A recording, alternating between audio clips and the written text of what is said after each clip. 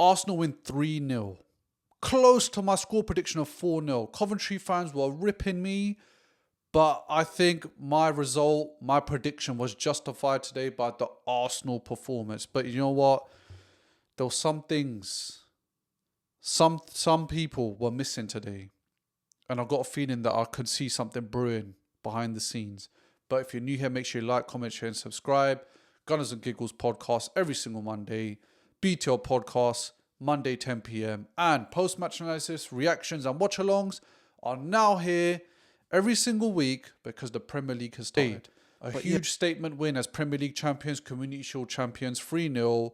And the team looked different. The team looked different in many, many ways, especially attack. The attack, again, carried on from the City game, looked much more fluid up front. Odegaard, again, proving that he might be coming back to his old self, got involved with a goal. And look, he has a bit more freedom up front. I thought it might have been because of the Bruno Guimaraes situation that he's arrived.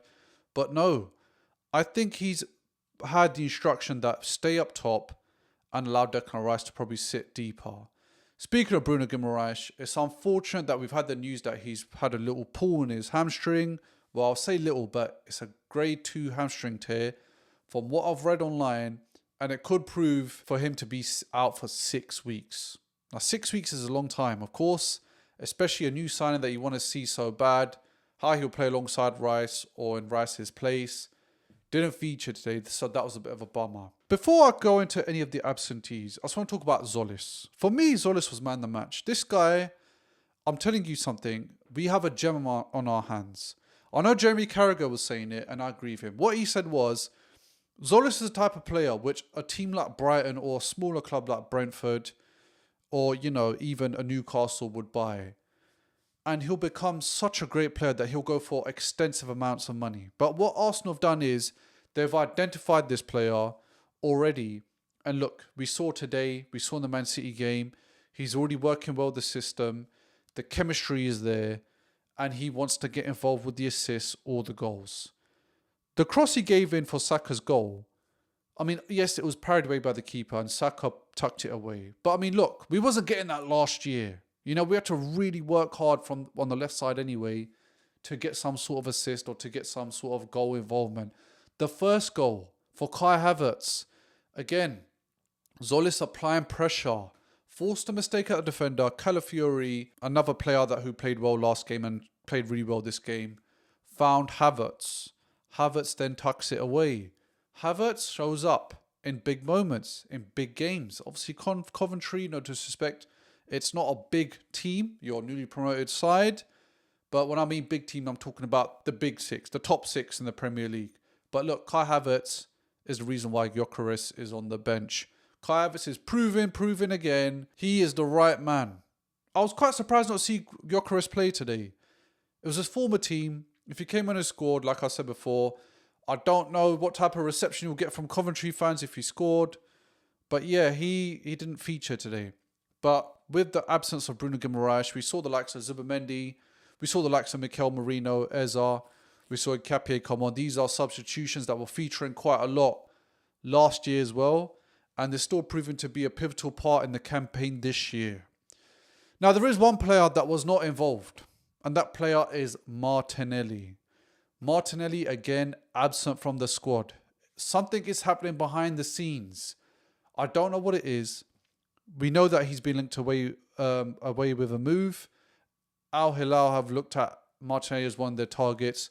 We know Al Nassr bidded 85 million a few years ago. We know that Galatasaray have had a bid rejected. We know Arsenal are in the market for a new left winger. I think Martinelli could have his last days at Arsenal this window. If he's not in the squad and he's fully fit, there should be no reason why a regular starter from last year is not in the team. Because that means it only could mean one thing, which is he is going to be leaving Arsenal Football Club. I would really like Martinelli to stay. I like Martinelli as a player. I've seen online some people saying let him start in the middle, let him start on the left alongside Zolis, let Zolis be the main man, let Martinelli be the backup. But look, Martinelli doesn't want to be a backup.